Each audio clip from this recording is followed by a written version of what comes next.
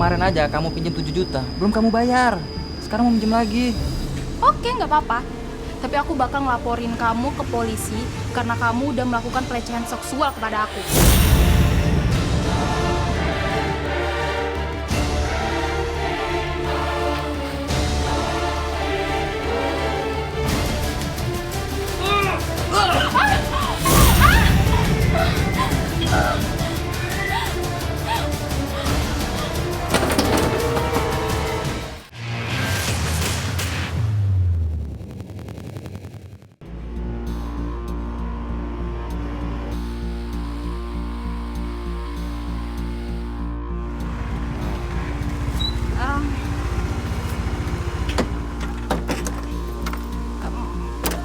Maaf ya mas, lama.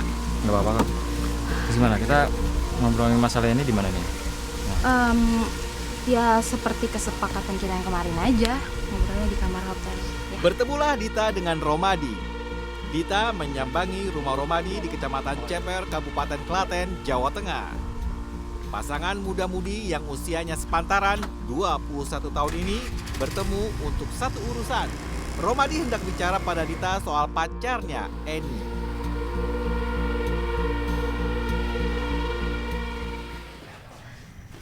Ayo masuk mas. Dita menawarkan kamar hotel jadi tempat pembicaraan mereka. Mengapa Dita mengusulkan kamar hotel? Kamu naruh tas.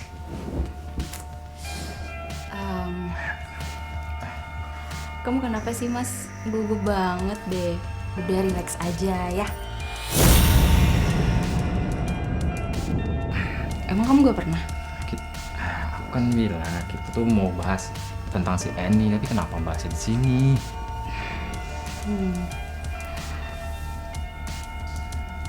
Mas, kamu mau nggak?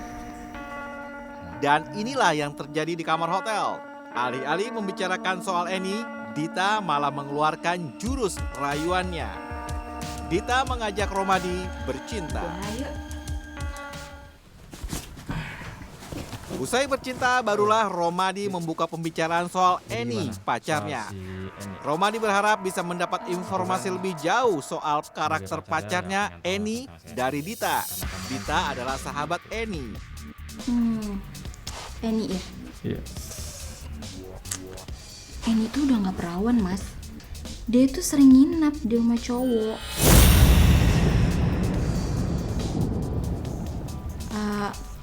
Ya udah gitu aja.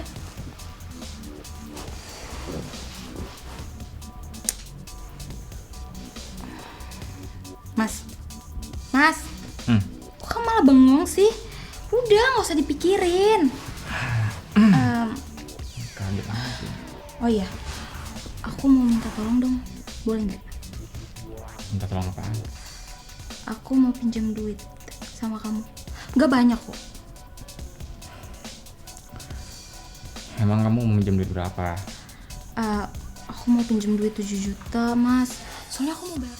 Akhir dari pembicaraan, Dita meminjam uang pada Romadi, besarnya 7 juta rupiah. Romadi begitu ringan meluluskan permintaan Dita. Setelah ini kita keluar, kita ke bank, kita ambil duit dari situ ya. Oke, makasih ya, Mas.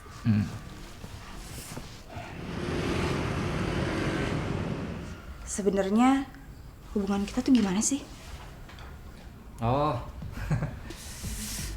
ya aku sih pengen serius sama kamu ini.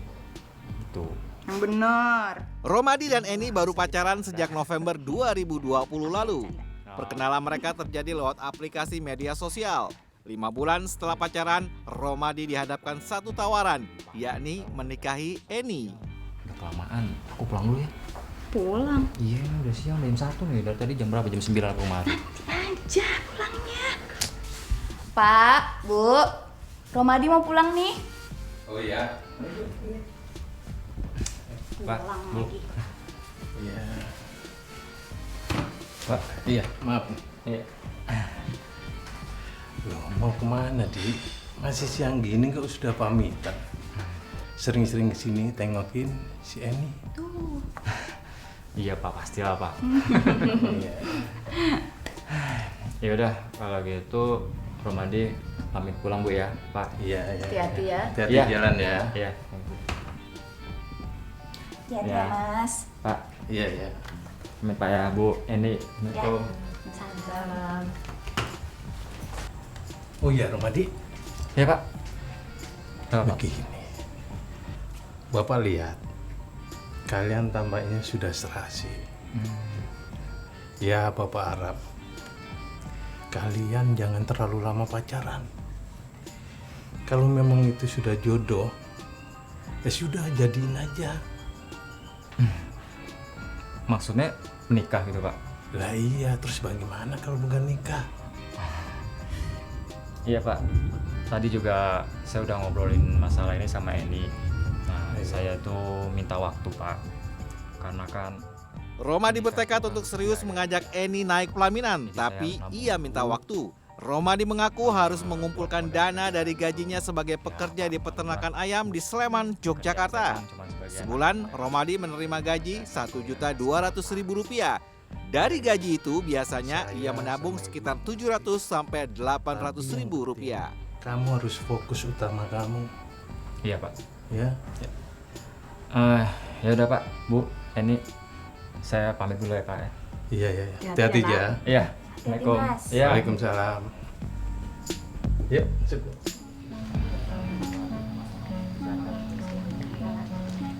Ayo. Berikutnya, Eni dan Romadi kembali membahas soal keseriusan hubungan mereka. Romadi tak gentar menghadapi tantangan pernikahan. Kok kamu berani banget sih ngomong sama ayah perihal hubungan kita? Ya emang begitu adanya. Aku tuh harus nabung dulu. Kenapa kamu nggak percaya sama aku gitu? Ya bukan begitu, aku sih percaya, Mas. Kenapa ragu gitu sama aku? Bukan ragu sih, Terus kenapa? tapi aku tuh mau tahu kamu tuh beneran serius apa enggak sama aku. Jangan kayak Dita gitu. Dita, Dita apa? Teman kamu itu Dita tuh? Emang kenapa dia? Aku kasih tahu ya, Mas. Dita itu tuh nggak benar. Masa Mas Dita Tapi di tengah obrolan, Eni menyinggung soal Dita. Kata Eni, dirinya berbeda dengan Dita yang dianggap mendua pada pacar. Buat Romadi, ucapan Eni ini berbeda dengan kabar yang ia terima dari Dita soal Eni pacarnya.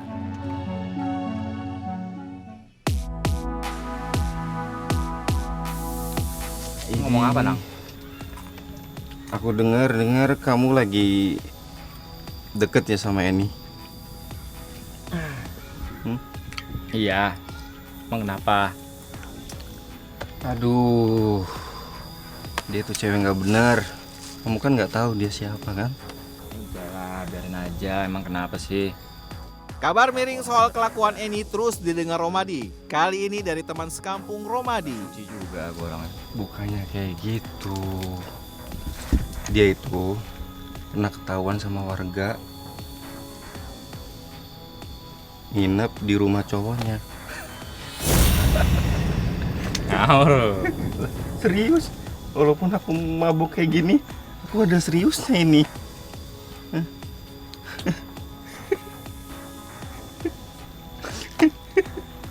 Udahlah, biarin aja lah.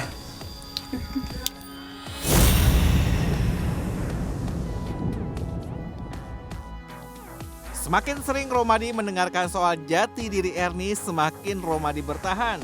Sebabnya Romadi sadar betul, tak ada pasangan yang sempurna. Dirinya saja masih doyan menenggak minuman beralkohol.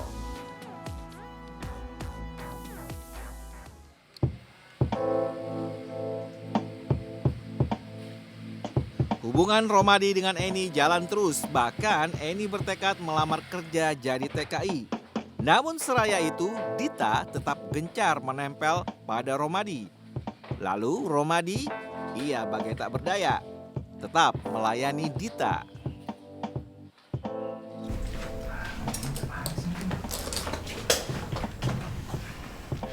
Udah duduk, Mas. Duduk.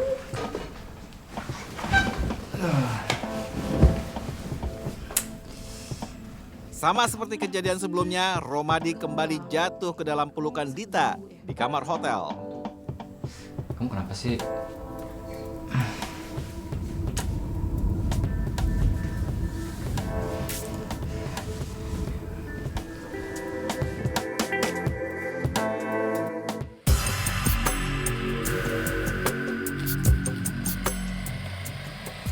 Usai bercinta, Romadi dan Dita cari angin. Mereka layaknya pasangan yang kasmaran.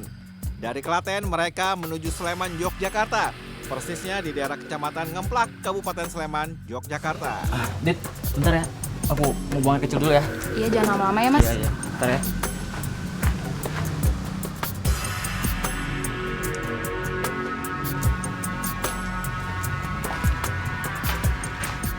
Ayo, kesana lagi. Mas. Apa? Ntar dulu, ada yang mau aku omongin. Ngomongin apa? Soal status hubungan kita. Gimana? Buang kita? Maksudnya buang apaan? Iya, hubungan kita. Kan kita udah berhubungan badan 2 kali. Gimana sih? Tapi sesungguhnya Dita bukan tanpa alasan memburu Romadi. Iya, Dita. Dita punya satu kepentingan lain, yakni Pacar. uang. Nah, terus kamu juga kan udah punya tunangan. Terus udah punya pacar gelap lagi, ya kan? Kamu tahu dari mana, Mas? Aku tuh tahu dari Eni. Eni semua cerita tentang kamu. Oh, Hah? Udah lah. jadi kamu masih sama Eni? Iya, emang kenapa? Nggak apa-apa sih. Yaudah gini. Aku mau pinjam uang lagi sama kamu 1 juta.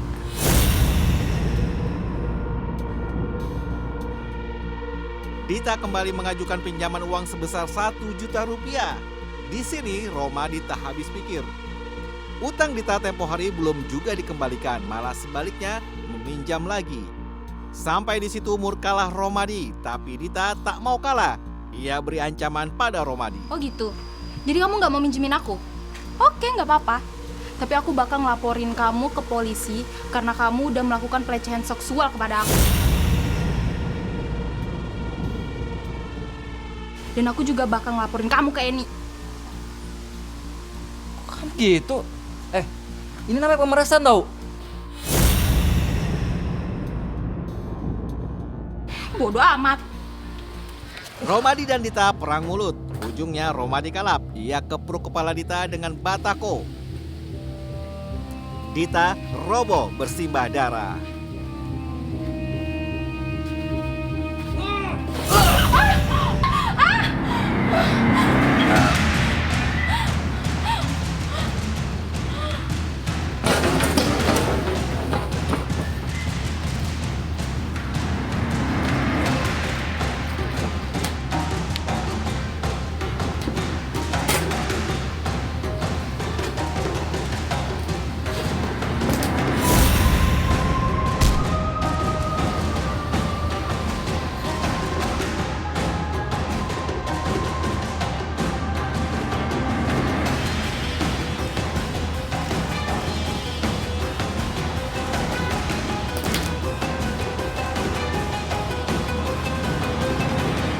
Dibekap panik, Romadi menyembunyikan tubuh Dita di sebuah bangunan rumah yang belum jadi. Lokasi persisnya di Desa Umbu Martani, Kecamatan Ngemplak, Kabupaten Sleman, Yogyakarta. Sesudahnya Romadi pergi, dia tinggalkan Dita yang sekarat.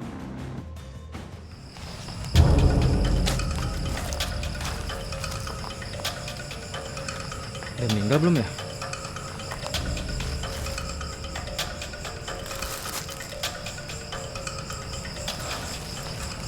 Kayaknya Dita udah meninggal nih.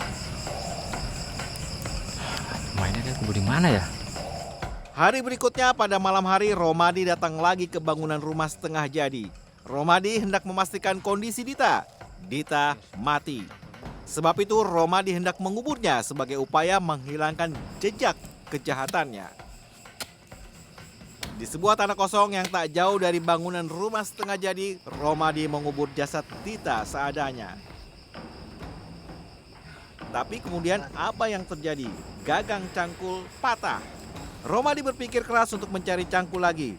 Lokasi penguburan Dita memang tak jauh dari tempat kerja Romadi sebagai anak kandang atau pekerja di peternakan ayam.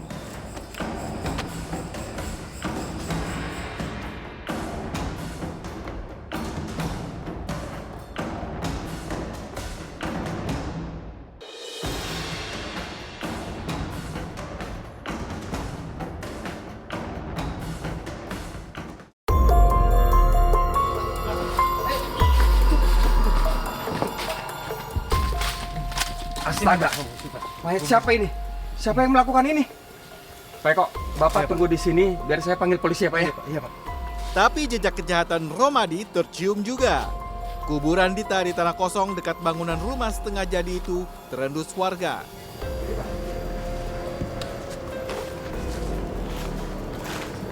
Sini Pak, mayatnya Pak.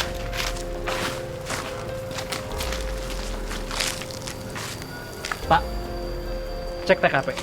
Siap, Dan. Baik, Nan. Mari, Pak. Singkat waktu, polisi menyelidiki peristiwa ini di lokasi kejadian. Mereka mendapati mayat Dita telanjang. Korban mengalami luka di kepalanya. Dan saya menemukan selembar kertas ini diduga ini milik korban. Selembar kertas ini saya temukan tidak jauh dari lokasi. Ini SKCK Kandan. Di sini tertulis atas nama Dita, pasti ini milik korban. Lalu ini, Dan. Dari dalam rumah setengah jadi, saya menemukan barang bukti baru. Pakaian lengkap diduga kuat milik korban. Yang lain belum ada. Siap, Dan. Belum ada. Baik kalau begitu. Perjalanan kita masih jauh. 1. Kita cari identitas korban. 2. Ini yang penting. Cari pelaku pembunuhnya. Dugaan kami, mayat perempuan ini korban pembunuhan. Siap, Dan. Siap, Dan. Pak, mari. Iya Pak.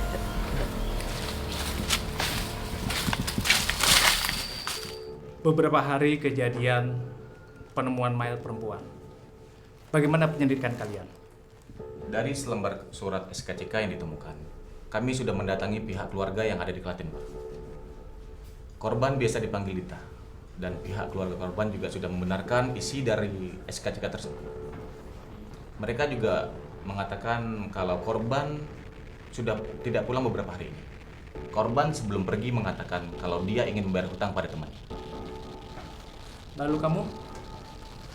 Penyelidikan untuk dugaan pelaku ini sangat menarik, Dan. Dari hasil penyelidikan kami di sekitar warga setempat. Sebelum malam kejadian tersebut, warga didatangi seorang pria yang bernama Romadi. Romadi waktu pada malam itu sempat hendak meminjam cangkul, Dan. Siapa Romadi itu? Begini, Dan. Romadi itu pekerja peternakan ayam. Istilahnya Romadi itu anak kandang peternakan ayam sekitar lokasi penemuan mayat Dita ditemukan, Dan. Jadi Rohadi itu malam itu minjam cangkul ke warga untuk mengubur mayat. Jadi begini, ketika tersangka meminjam cangkul, ia mengatakan ingin mengubur kucing yang dia tabrak. Tapi dia meminjamnya 2 kali. Kok bisa 2 kali? Ya, pertama kali dia meminjamnya pada juragannya yang rumahnya tidak jauh dari lokasinya. Namun ketika dia ingin menggali, cangkulnya patah. Dan dia meminjamnya lagi pada warganya. Sekarang sudah ada titik terang. Romadi diduga masih kerja di peternakan. Sayangnya Romadi itu sudah berhenti kerja setelah penemuan mayat Dita tersebut. Aduh, Tapi tenang saja, Dan. Kami sudah mencium jejak Romadi. Dia berada di Kutai, Kalimantan Timur. Dia mendapatkan pekerjaan baru di sana. cepat sekali pergerakannya. Berarti dia sadar jadi buronan. Kita kejar Romadi. Dan kita hubungi polisi tempat. Siap, Dan. Siap, Dan. Sekarang berangkat. Mari, Pak.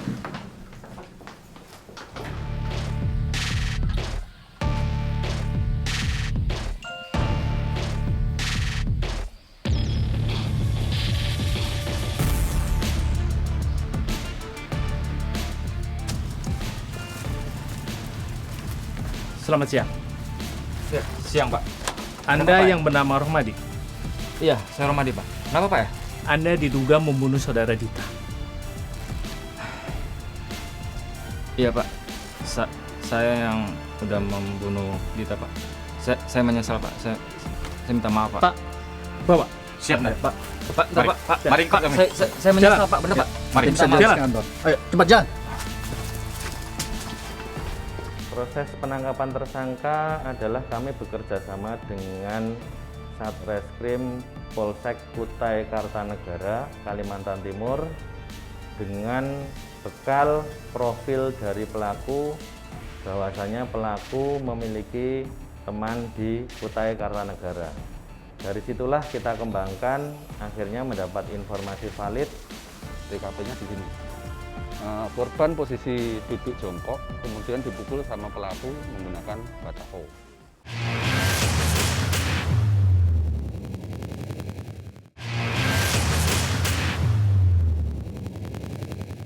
Dan aku juga bakal ngelaporin kamu ke Eni. Kan gitu. Ini namanya pemerasan tau. Bodoh amat. Romadi dan Dita perang mulut. Ujungnya Romadi kalap. Ia kepruk kepala Dita dengan batako. Dita roboh bersimbah darah.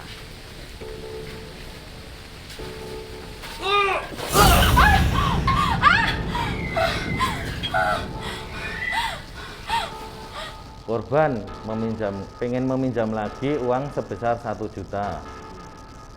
Kemudian si pelaku merasa kecewa dan marah untuk hutangnya yang kemarin belum dikembalikan, kok dia pengen hutang lagi. Akhirnya dari situ dia marah dan timbul percekcokan. Dia mengancam pelaku RMD ini akan dilaporkan ke kepolisian dengan alasan karena sudah melecehkan dia. Dari situlah timbul niat si pelaku untuk menghabisi korban DLP. Terus saya BAB. Selesai BAB saya ke atas kan Bu. Ke atas jembatan. Terus dia tanya, Mas, hubungan kita gimana? Hubungan. Ya hubungan kita. Ya itu Bu, saya jengkelnya di situ. Mas, hubungan kita gimana? Hubungan apa gitu kan ya? Oh, kok hubungan apa Mas? Kita kan udah berhubungan 2 kali gitu kan. Malah saya dengar kamu ngeduain tunangan kamu gitu kan. Dan terus dia diem lah Bu, ketakutan itu kan. Takutan, terus dia bilang gini, ya udah Mas, berarti sampean milih Eni, saya milih Eni gitu kan Bu. Ya udah gitu. Terus dia bilang gini, Mas ada uang lagi nggak? Buat apa lagi itu kan, kemarin udah tak kasih 7 juta, uangnya belum juga balik kan gitu. Masa mau minjem lagi terus baliknya gimana gitu kan. Nah, dia terus memaksa gitu loh Bu. Ya dia pas pinjam uang lagi itu kan, kalau Mas nggak ngasih saya laporin ke polisi gitu atas tuduhan pelecehan. Dia juga ngaduin ke pacar saya gitu kan Bu. Ya saya takut.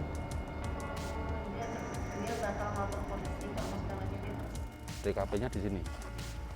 Korban posisi duduk jongkok, kemudian dipukul sama pelaku menggunakan batako. Berdasarkan hasil visum, dari keterangan hasil visum dan otopsi itu yang menyebabkan korban meninggal adalah pukulan benda tumpul yang ada di kepala. Karena dari keterangan hasil visum itu kita korelasikan dengan apa yang disampaikan oleh pelaku. Dan pelaku menyatakan bahwa memukul di bagian kepala beberapa kali, kalau tidak salah 5 kali kalau pengakuannya, 5 kali, kemudian menyebabkan korban meninggal seperti itu. Tadi lukanya di bagian mana aja? Di bagian luka, kemudian di bagian sini ada, ya bagian punggung, ya bagian punggung.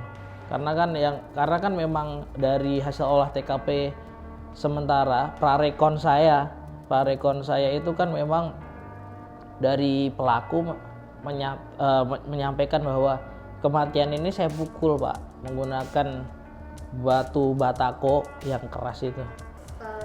Tersangka ini memang soal residivis gitu? Iya, residivis, pelaku curanmor di Sleman juga. Jadi sudah sekitar 2 tahun, kalau tidak salah sekitar 2 tahun. Ditahan dia, saya lupa berapa, kalau tidak salah 7 bulan, 10 bulan.